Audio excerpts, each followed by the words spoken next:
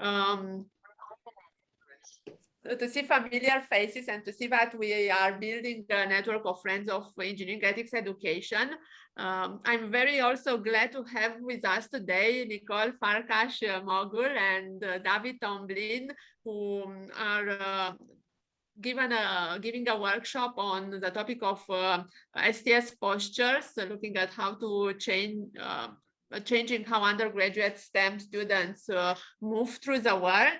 I will now also give the floor to Nicole and to David to introduce themselves and their work to you.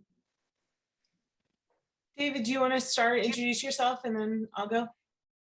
Yeah, sure. So I am at the University of Maryland, College Park, and I direct a Science, Technology, and Society program, which we'll talk a little bit about here in a minute, so I won't give you details on that. It's situated in the engineering school here at University of Maryland, and you know, I'm really interested for engineering education. I'm really interested in, you know, how to integrate socio-technical thinking into technical courses, right? Or how to get engineers to be systems thinkers. I also, and this is how I know Zach really well. Actually, I knew Zach before this, but I actually do public engagement work with a group called ECAST, and we design various, you know, participatory exercises with government agencies and other clients, and so you'll see kind of a mix of, you know, these expertises coming through in this talk, at least from my standpoint. Go ahead, Nicole. Hi, everyone. So, you know, so I teach with David in the STS program at College Park. What else? I am, like him, just really interested in getting our STEM majors to think about ethics. I attended RPI for my STS graduate degree. I'm really proud about my association with their kind of activist strain. And so I just wanted to first of all say, I'm going to invite you to turn off your cameras. I know I don't need you to, I mean, I find Zoom really challenging. And I think we all know, you know, if we're critical about technology, we know that, you know, we know to be critical wherever we are, right? It doesn't turn off.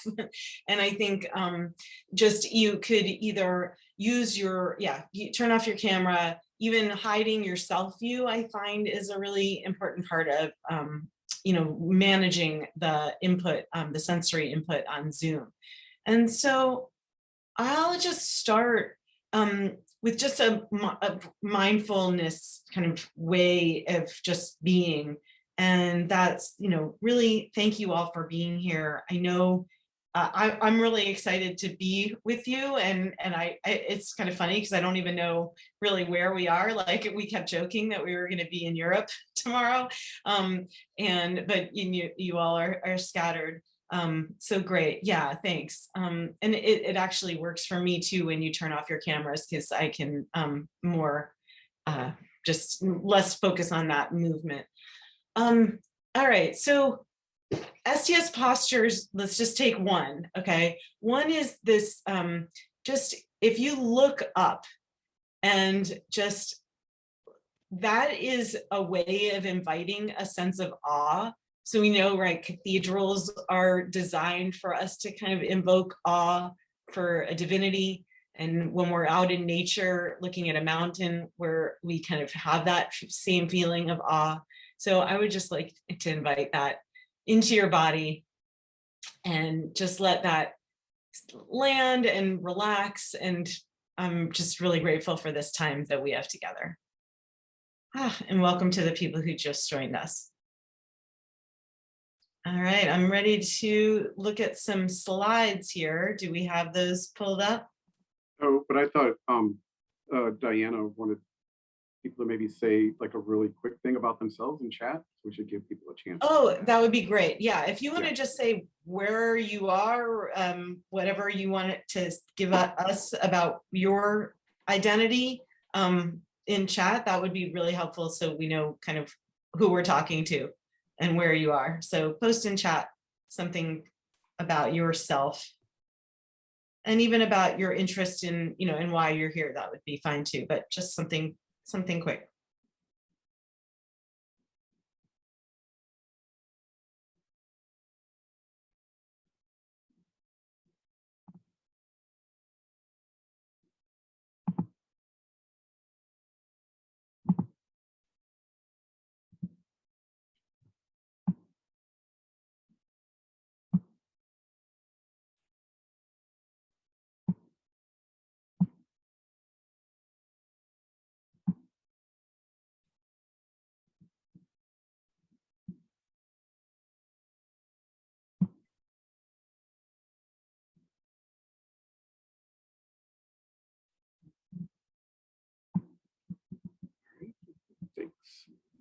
Thank you, Zach. Thank you, Clara.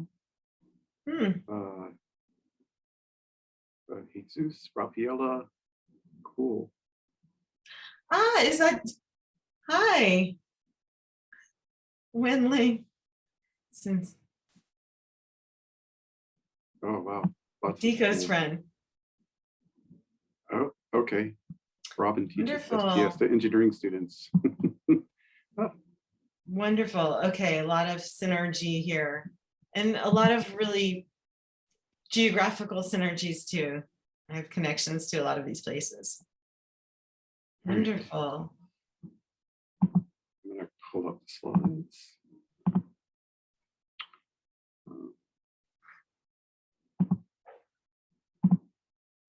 Great. So I'll get us Hold started. on. Yeah. Hold on, Nicole. Hold on. I'm holding.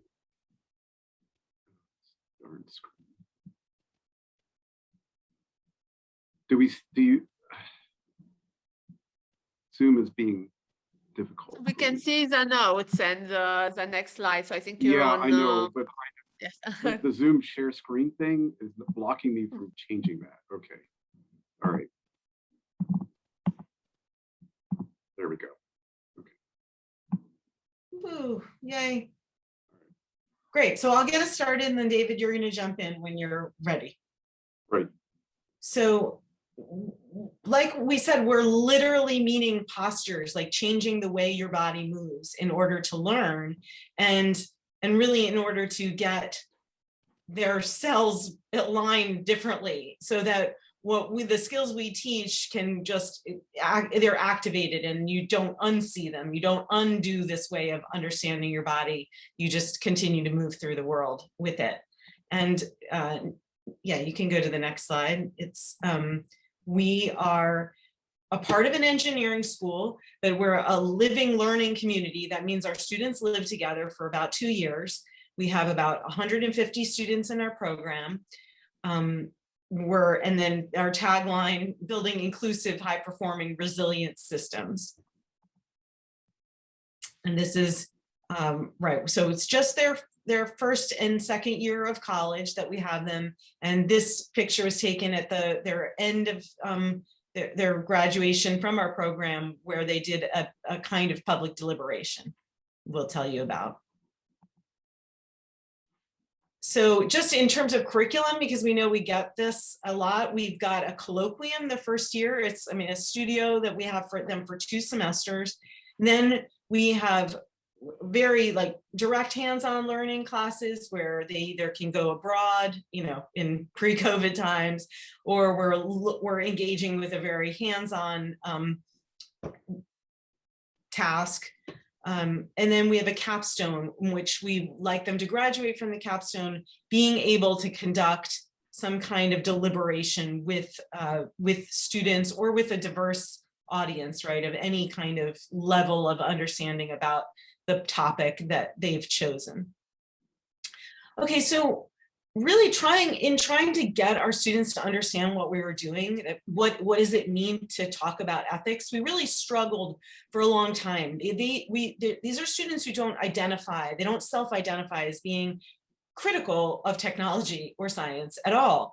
And so we started in trying to develop their ethical skills. We developed what we call becoming an STS thinker. This was totally lifted from our friends at the design school at Stanford. They did like how to be a design thinker. So this is not like we did not in terms of thin air. But on the first day of their program in 2019, we handed them this card and we said, this is the key to STS and you have it. We're giving it to you, and trying to set up a collaborative dynamic between us and our students. And so we had this digitally for a year until we always realized, you know, you wouldn't really be able to know this is an actual artifact with the front and back.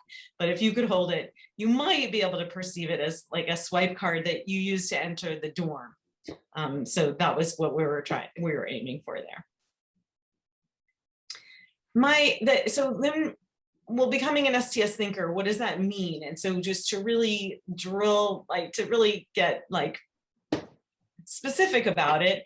The posture word comes from my mentoring at RPI, John Schumacher, and he wrote this book. When we looked at postures and we said, okay, well, we're going to have them collect data.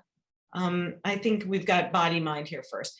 Really starting with the body mind, like being aware of your body, having that awareness of like body and mind as not separate entities.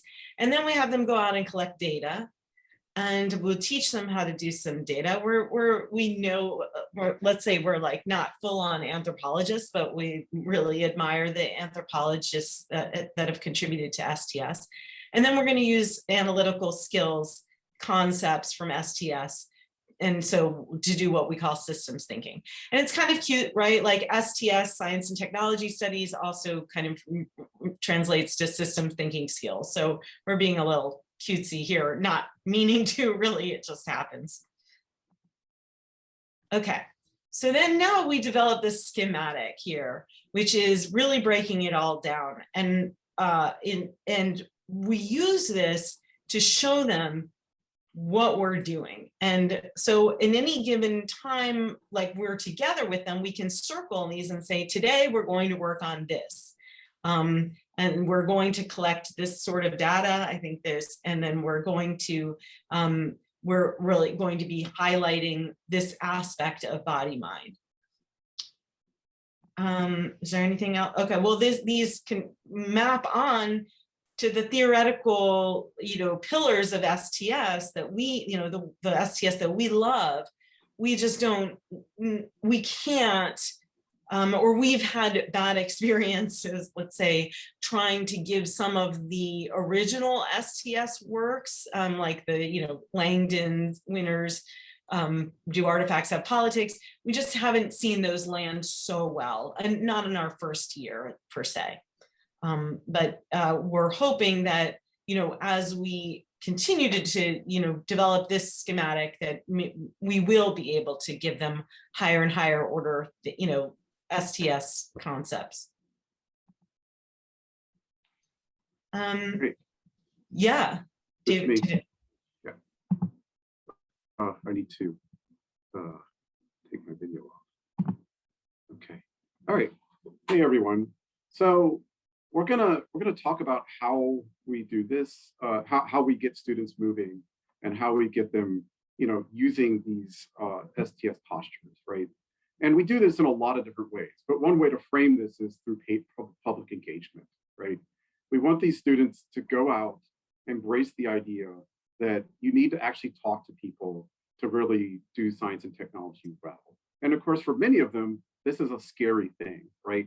So how do we get them there, right? So we give them a lot of different experiences. And one of the things that we do, like we start the year with this idea that, our classroom is a lab, our discussion sections are a lab, and that we have like a safety protocol, like all labs. But our safety protocol is kind of designed around, having discussions, right? And so here we have this this kind of science communication rubric from NSF, or engagement rubric from NSF, that talks about how we should have conversations, right? So this is really a device for dialogue or public engagement, right? And so we start off with that and say, hey, we're really going to build on this, right? And you're going to do a lot of things. We're going to learn to talk to each other and learn to talk to other people. And this process will create questions that we need to struggle with. And and ultimately we call this, hosting an STS party, right? And so we have this symbol here with people, like having a party. Like, so anytime, we call this, anytime that we're going to have a discussion, it can be formal, informal. You're in the hallway and all of a sudden you start talking about an STS issue with your friends. That is beginning an STS party. If they can leave the program and feel confident about starting up these kinds of conversations, we feel really good about it, right? So we're going to do 3 examples today. And I've structured it around the way sometimes we think about public engagement in the public engagement field: upstream, midstream, and downstream. And the first example will be around open framing focus group exercises. So these deliberative exercises that that we don't really start with the object that we're interested in, we start with the system that the object might go into, right? And then we'll talk about how we get the students to design a public deliberation. And this could be midstream, upstream, it's kind of a mix, but I'm going to use midstream here just because it fits. And then, there's times when technology is already out there and there's not much we can do to, shape its development, right? But how can we shape how it gets used once it's in the system, right? And so that's kind of like downstream engagement. And so our final example, we're calling Your Phone is Calling, you guys will participate in, right? We'll have an activity around that. So our first example, as I said, will be open framing, okay? And we really, with this, it's about problem definition, right? So a lot of times, engineers are handed a problem, right? In their workplace, in their classes, all right, here's the problem, fix it, right? But there's never really an opportunity to unpack that problem, right? Or really decide what the real problem is in the first place, right? Are we actually addressing the real problems out there, right? So this is an exercise that gets the students to think about, like, okay, we have a nice shiny object technology, right? And how do we get it? How do we think about it in terms of what we really need to do with it? Or do we need it at all, right? So we use deliberative focus groups with this, which essentially, we tell the students it's about empowering people, right? It gives people a chance to be part of decision-making in science and technology. And it's also an opportunity to gather local knowledge about what people think about the science and technology. And then with the open framing, we're talking about listening contextually to other people, like keeping our minds open, right? We're starting kind of with a blank slate about a larger technological issue. So we're going to explore system-wide concerns. And we're going to take the focus off of specific technologies, right? And I'll give you an example of that in a second. So like sometimes when you start with a technology like human genome editing, well, that's all you talk about, but you don't really talk about how it really fits into the broader system that it might go into, okay? So in the exercise that I'm going to show you, okay, we did an open framing focus group with our students. It was about exploring the healthcare system, but really what the goal was is to get them to think more deeply about human genome editing, right? But we don't want them to start with that, right? We want them to think about human genome editing in the context of the healthcare system. So we start the conversation with, what do they think about the healthcare system? Then later we add human genome editing. All right, so it's situating human genome editing into a system, right? And so I'll go through this example, right?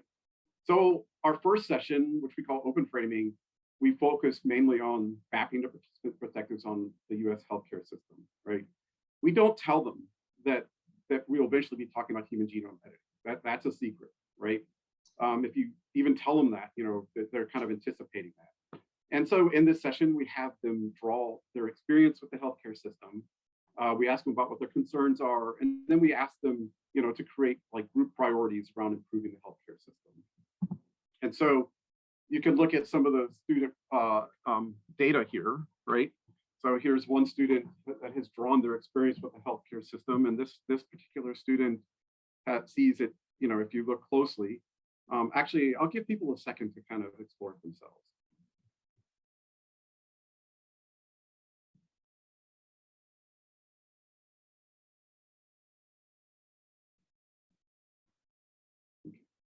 So, the main thing I'd like to highlight is that the student sees the healthcare system kind of divided, right? It's accessible to some people and it's not accessible for people of color. So POC, that's a term for people of color. And this student actually happens to be an African-American student, right?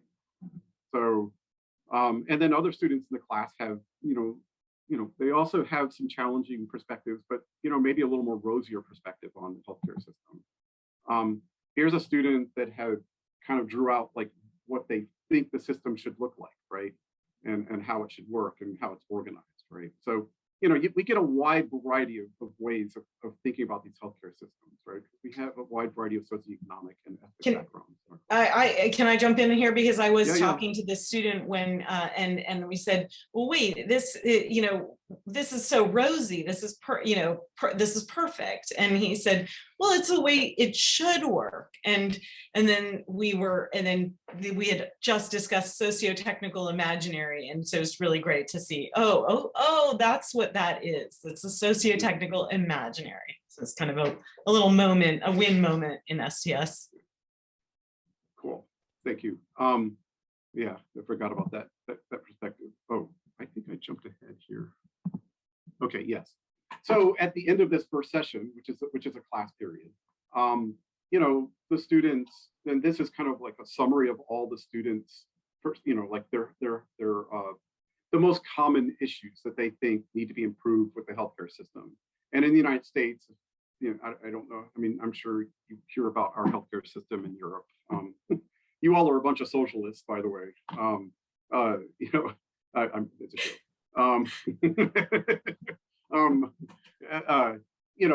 The issues are around affordability, accessibility. There was a lot of concern around healthcare labor issues, especially in terms of how things were playing out with COVID.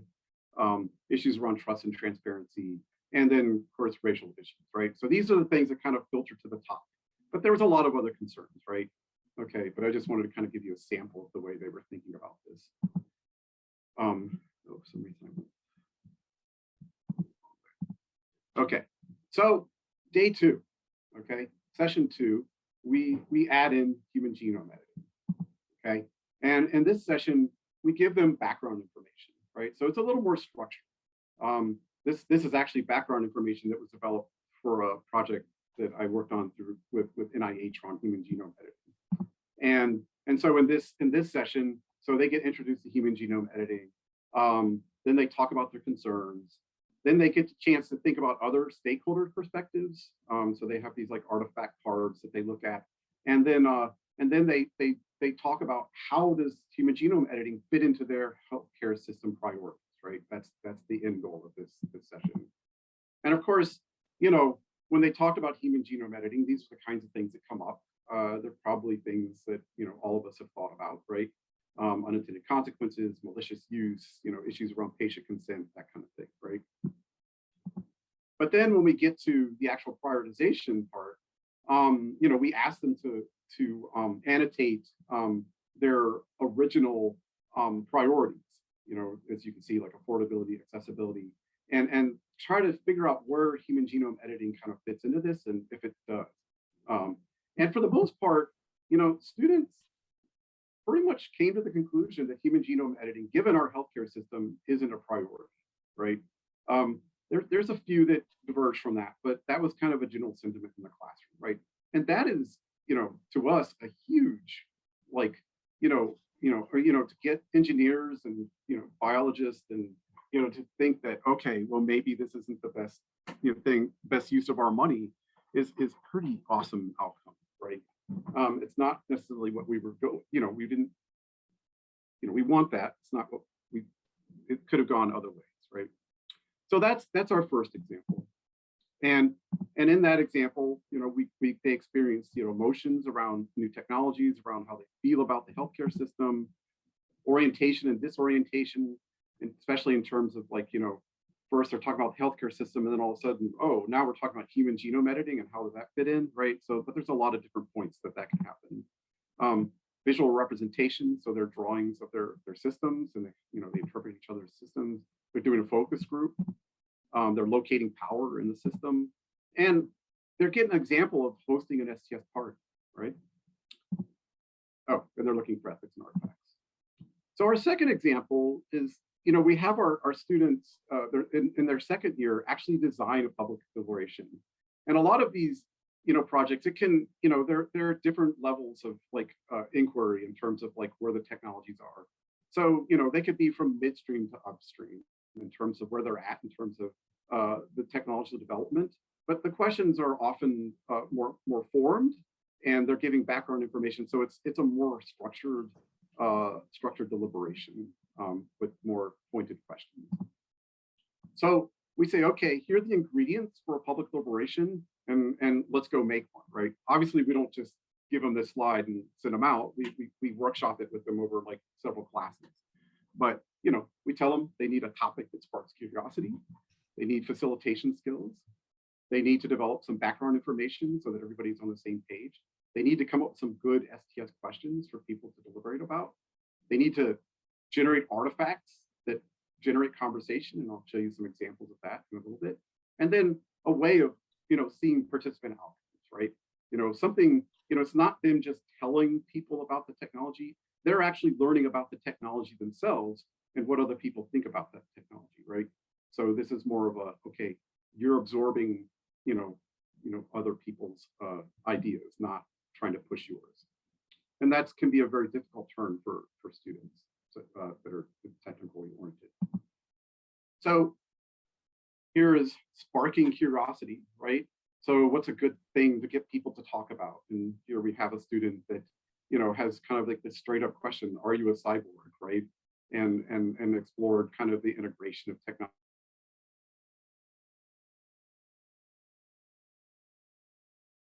Oh, I think we froze. David's frozen.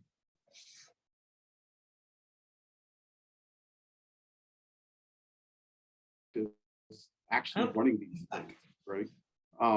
And so, you know, what they are actually facilitators, and they're told, okay, your role is not to be part of the conversation in that you're, you know, trying to shape it. You're there to make sure that your activity runs well and that you're gaining information from other people, right? And so that's a pretty tough shift for people. They have to develop some background information that gives people not too much information, right? You know, because you don't want to bore people to death. You want people to stay engaged. So they get to do it. They get a page, right? And then also they can integrate some information through like stakeholder cards and that kind of thing. But, you know, enough to help people understand what the topic is. Then they have to have some good STS questions, right? And this particular student, you know, I love this project. It was very basic in terms of the materials that he developed, but his idea was that, you know, students don't always like how campus was designed, right? So he developed this you know, play. So the question is, if the campus was designed for you or as a student, you know, what it would look like. And he created this kind of blank slate, and he had all these cards with different buildings on it, and the students were allowed to talk and deliberate about how they would want the campus designed during that time frame. So I thought it was, you know, very simple but ingenious, right? Really good STS questions, right?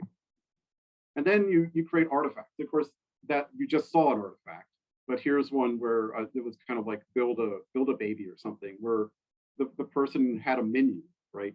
And you could go in and buy different genetic qualities, right? And then these little wooden tabs had different genetic qualities on them, and you know, people kind of debated about, you know, what they would do if they had this ability to design a baby, right? So, you know, that's kind of, you know that's kind of a run through of what we have the students do, right? And then, you know, we bring their audience, the people that are engaging with, is typically our first year students, right? But we also have other people that come in, like our associate dean for undergraduate engineering education comes in, people from the Academy of Education Entrepreneurship. So some faculty come in and also see this work, and so they get to engage with them. But, you know, we're also interested in what our participants think, right? And so we have, you know, as kind of like an outcome, we have our first years, you know, go out and think about, like, based on what they just had a deliberation on, you know, go take a picture of something that kind of related to that deliberation, and some thoughts that they had that it helped them expand on, you know, this situation, right? And so you can take a second to read what this student wrote.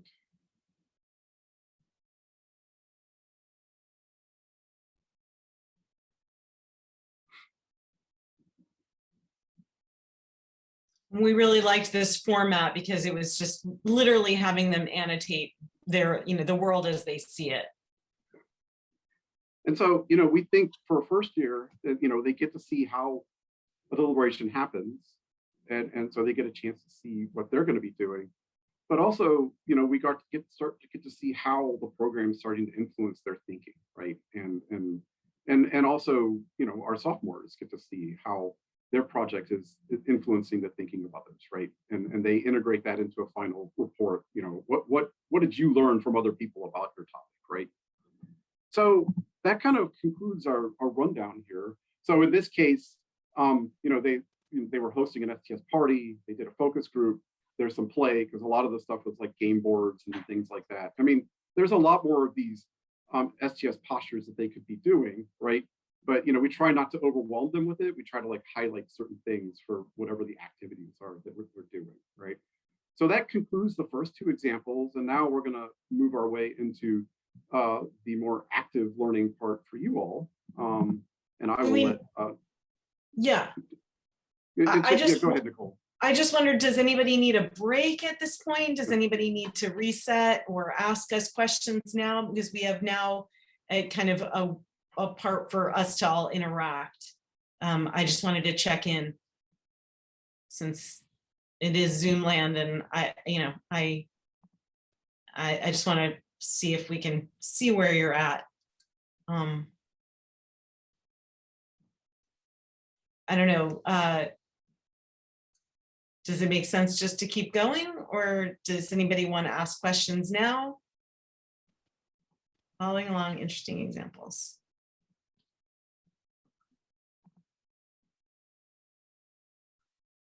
I'll give another couple of seconds to just see if anyone wants to chime in about like steering this ship. Everything fine. When Ling, on the program layout, just as we have first and second year college students who are mostly in engineering or computer science. We get them for 2 years, but it's like a part of their general education requirements. So it's really kind of designed to fit in and not to, they're really only in their first year, it's only their first semester is a 1 credit course. So it's pretty light load. Okay, well, it sounds like if you all are game, we'll just continue. This is an activity we developed called Your Phone is Calling. And this really came out, it's actually kind of came out of a desperation on our part, or my part in particular, because I just found the need to get students to not have their phones out in class. And then I thought, I used the kind of design thinking model, like reapproach this, reframe this all together. What is it that I really want them thinking about? And it is their relationship with their phone. So here's me doing this. David and I did this at James Madison University a couple of years ago. So next slide. Right? Or do I need to say anything else? Or did I go back? I went to, wait a minute. I think oh no, yeah, this is what we're doing. These are the STS postures. Okay. So you all ready to do some interviews and some participant observation, some metacognitive thinking? Okay. All right, so what we need you to have is your cell phone nearby, and we're going to give you a Google Doc to, we're going to share a Google Doc, and we're going to create some, first, yeah, put your cell phone where you can see it. And so imagine for a moment that it could speak. And are we doing this on a Google Doc, David? Yeah, they're going to go into breakout rooms. Oh, but do we want them to write first before they go into the breakout room? That's totally up to you. Debriefing this in a group, you could have people share, and that was what we had planned the breakout rooms for, is just to switch and read each other's work, and then code one other person's, then switch back and kind of walk that other person through, like, why did you code it using these categories? And then the two students can see how they might have coded differently. They came up with different categories. So that's really about, making meaning. We all have you know, the internal perceptions are what are driving us to make meaning. So if we want to just talk together as a group on like this one slide, Diana, you put adaptive.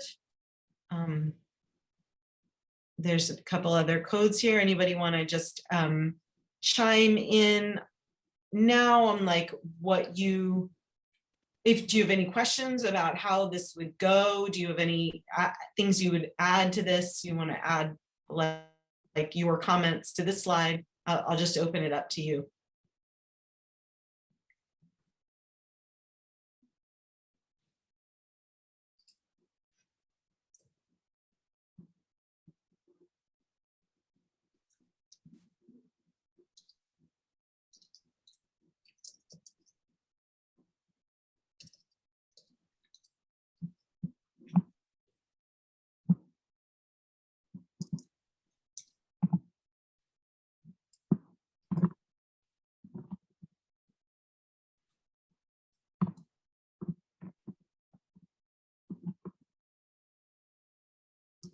And so if anyone's lost on where we are, we're on slide 6 and just looking at it and seeing if we want to either use the comment or the chat or just your own voice to like kind of react to this slide.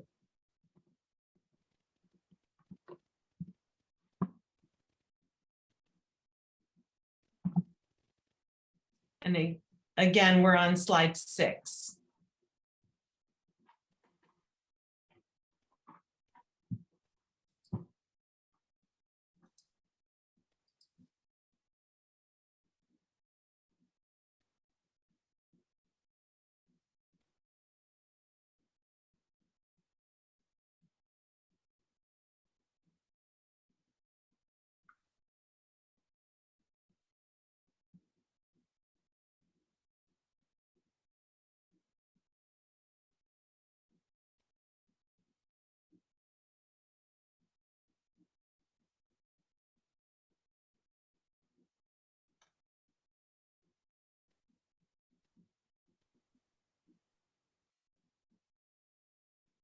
Great. Well, I'm excited because we all got to slide 6, so I think that's a win. Let's see, Clara. Right. I think people are working on it. Okay.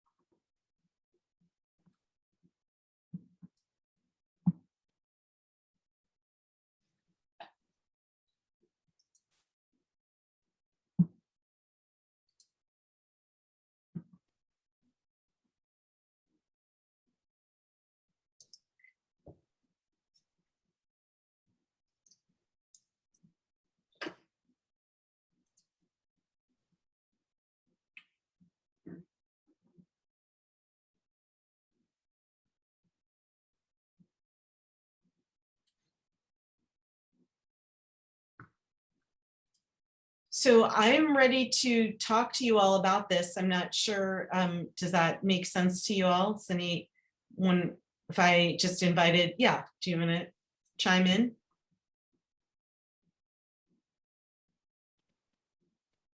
Roland, did you want to say something? Or yeah, at this point we could turn our cameras on and just talk for a couple minutes about this. This was our last exam. Do we have slides after this? We only have like a wrap up. No. Yeah.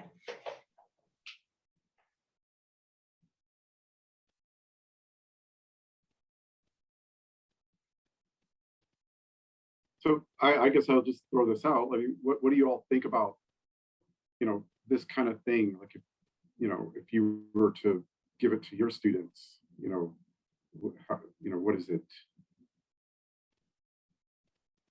How does it feel for you?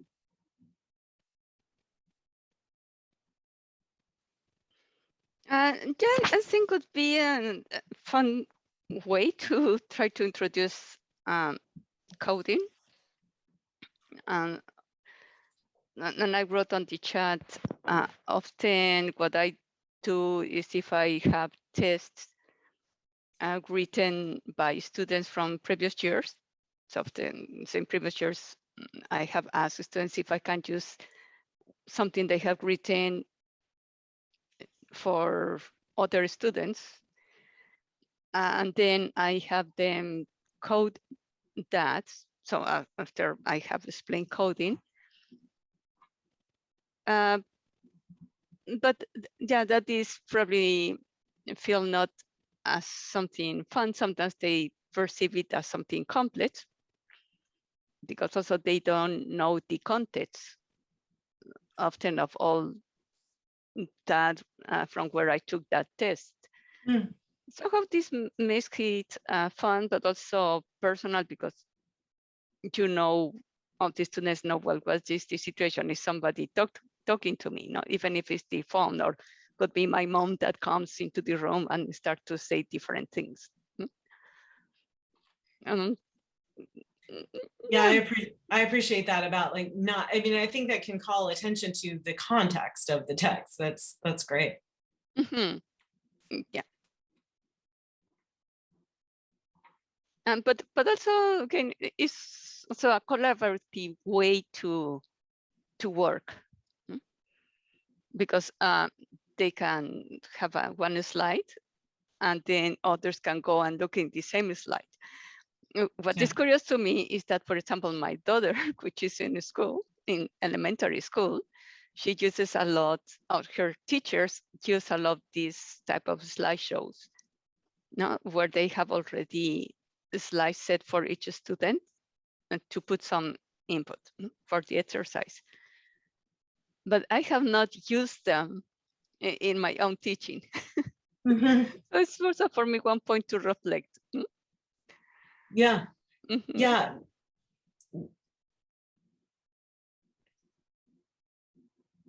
And I've used it in person as well, and it worked well. I mean, but in person, I usually opt for something like markers or whiteboards and chalkboards, things like that. Bye, Jesus.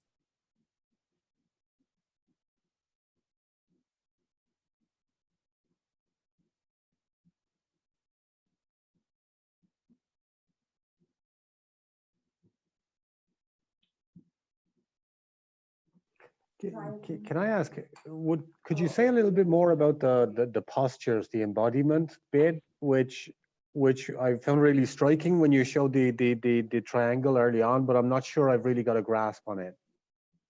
Sure. Should we go back to that? Yeah. Let me go find the slides. It's rooted in the cognitive neuroscience that we've been kind of reading. It's rooted in our the kind of anti-racist movement here, and we are kind of immersed in at the university, and so it's saying that we think with our bodies, where our minds are not separate from our body. And the way we really call, David. I know, but I'm sorry. Yeah, it's okay. It's okay. It's all about Zoom. Yeah. It does okay. Things to me. So one thing is, I mean, I had a concussion 2 years ago. David and I were biking up to school, and I fell and I hit my head, and at that point, it became really hard for me to look at screens, and even this realization that scrolling was a cognitive a cognitive load, And so I really became very aware of that. And it's like I would tell students, you don't know, scrolling actually uses your brain. Like, I didn't realize that. I don't think most people realize that, right? We think of it as mindless scrolling. It's like, no. So I think that was a very pivotal moment when we worked with postures before that. Okay, so I'll say one other personal connection to this, and maybe it will help explain this. When I was growing up, I had this Hungarian grandma who was very domineering. And she would say to me, you're like, pull yourself up. You're slouching. Your posture is terrible. And they would always say, pull yourself up. And I would try.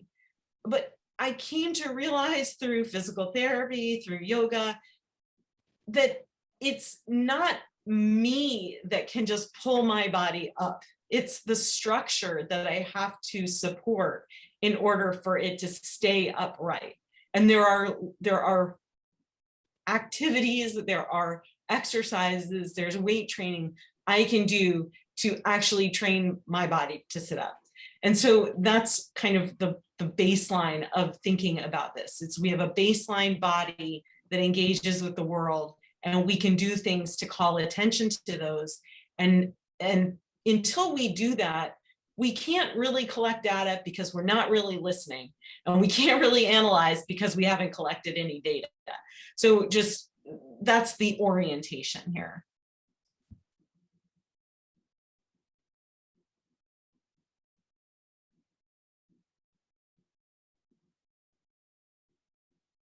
Roland, if you're saying something, you're muted. Sorry, I was processing what you were saying, so my mouth was moving. So I guess I'm just really trying to see where that then becomes live in the activities you described.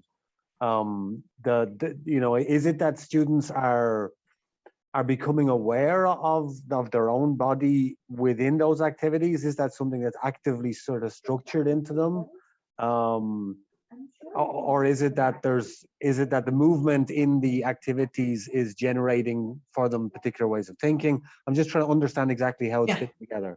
Yeah, all of it, right? Yeah. If we have them, even having them stand up and actively go around to what other people are saying, that's like this form of kind of a movement, or like it's called a together step of entering someone else's space. So we also will have them doing kind of theater-based activities, warm-ups that we'll be able to refer to. So we'll have them do a mirroring exercise, showing them like doing other activities that call attention to the way we gesture, the way we read other people's bodies. So all of what you're saying, and then we'll have scaffolded things. So David, your emotion wheel behind there.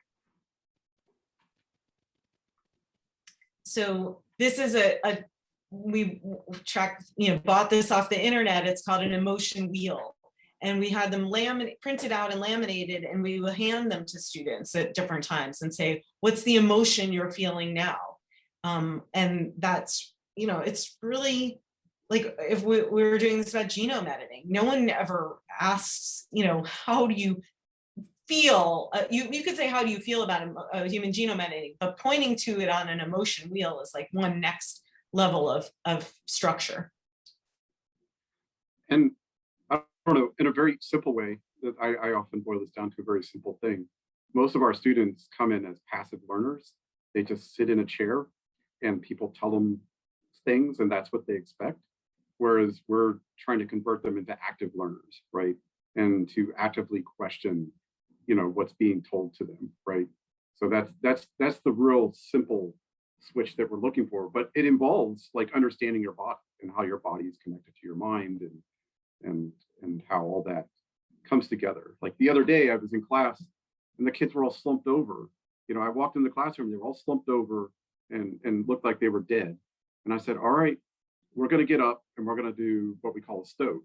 And we got up in a circle and we call it, I did what did I do?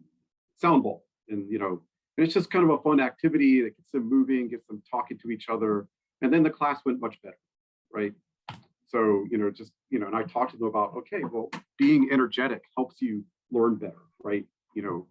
Exercise helps you learn better, right? These things are connected. Somebody asked, we made a huge assumption here that people would know what STS means. Oh, I'm so sorry. Yeah, it means Science, Technology, Society, or Science and Technology Studies. So, yeah. Yeah.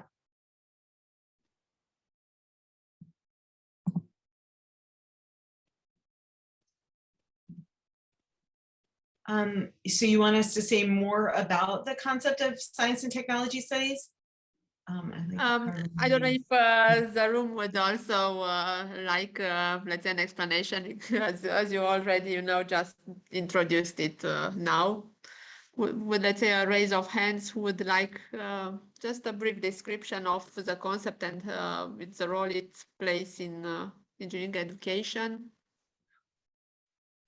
Sure. I mean, so STS comes out of a lot of different literatures. So philosophy of science, sociology of science, Robert Merton, who looked at sociology of science, or the norms of science, then kind of into I said sociology, philosophy, anthropology, history. It's taking together all these different social science methodologies to look at science and technology, and to see them as not inevitable, but to see them as socially constructed, the outcome of our human values and desires. So taking that sort of approach, to students who really think of these things as inevitable, right, or inevitably linked to progress, we're questioning that. We're putting a little crowbar in there, opening up a space to say, well, wait, we human values and influence the design of these, and they're they're imbued with human bias, and they're subject to all these, they're part of a system, so they don't exist in just on their own. You will never be an engineer who just gets to only think about this. You'll never be a good engineer if you're only thinking about this one object and how that object functions. You're always going to be contextualized into other systems, and you need to make this object work in these different ways in order for it to really be functioning well. And I guess David, if you want to go back to like our overall schematic, I think it's the next slide, showing them that these are, so we'll say these are the skills, of an ethical engineer. Or I teach a separate engineering ethics class. So, okay, David, do you want to jump in and talk to Lenny?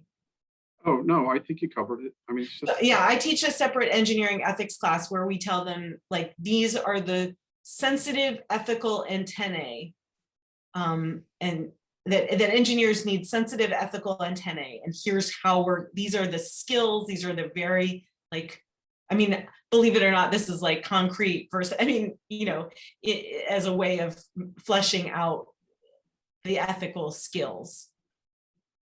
But it all needs a lot of explanation. It's not self-explanatory to them.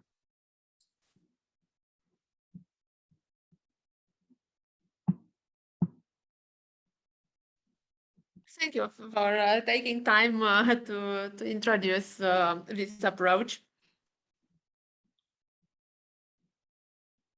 Yeah, sorry, we were totally unaware that that was not. I mean, we made a big assumption, so we should have spent some time explaining that up front.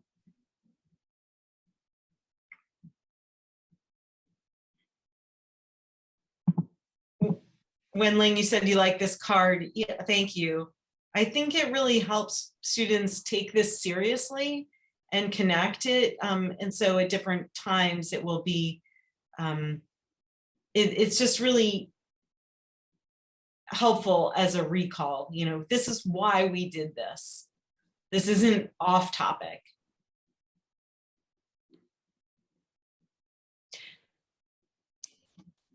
Yes, and because I'm also using STS to teach a lot of basically all my classes in engineering, including presentations, ethics, and also some other, history-oriented course about industrial, understanding. And I found it really necessary. I haven't thought about putting in the card, which is a very, structural way, but I found that necessary to remind them what we have been doing throughout the semester. So I think your card really provide a very nice tool that student can always go back to what's happening, and they can also summarize what's meaningful for them, what had happened to them or in the classroom. So I think that's a really, really nice, list to have. Thank you.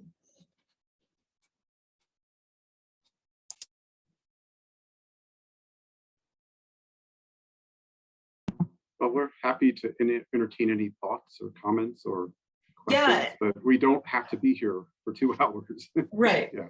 And if you want to completely revise our work, and send it back to us, we're happy to have you do that. Can I ask a question about how your class fit in with other, other engineering curriculum? Yeah. So what we had to do, there's at University of Maryland, they have to do general education requirements that are outside of their major. And so they have all these different categories. And so when they do their general education requirements, they have to piece all this stuff together. And so for a lot of them, it's kind of random, but we've structured it so that they're fulfilling their gen ed requirements, but it's thematic, right? And it fits with their major, right? It's complementary to their major, right? So that's what we've done, so that they're not having to take extra credits. So when they choose this STS course, they have to, or it is recommended for them to choose it for 2 years? That's 4 semesters? Okay. All right.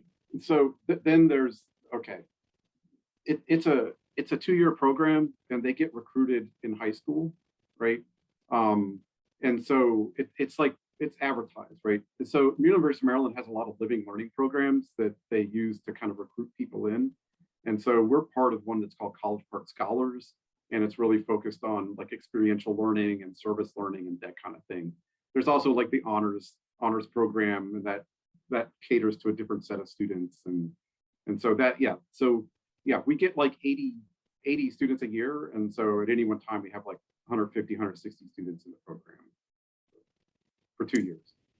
So that also implies that you get to build a relationship with the students. Oh, yes. Yeah, it is. We get to know them. It's been a little tougher during COVID, and even after COVID with masks and all that kind of stuff. It does create a little bit of a barrier, but yeah, so they see us for 9, 12 credits, something like that. Okay. It's a 15 credit program. We don't teach everything in it, but they see us for 9 to 12. That's very nice. Yeah.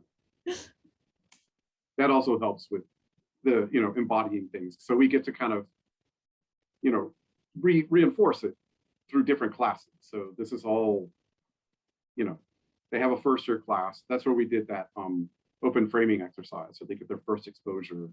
And then in their last class, they actually design the deliberation. So, and then there's a lot of reinforcement in between.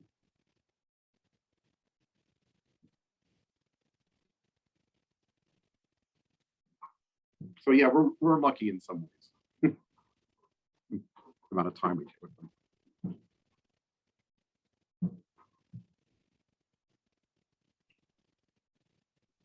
Okay, well, I am not one to linger on Zoom if I don't have to. Yeah, So yeah. I had plenty of that last year and a half. linger on in Yeah. your life. Yeah.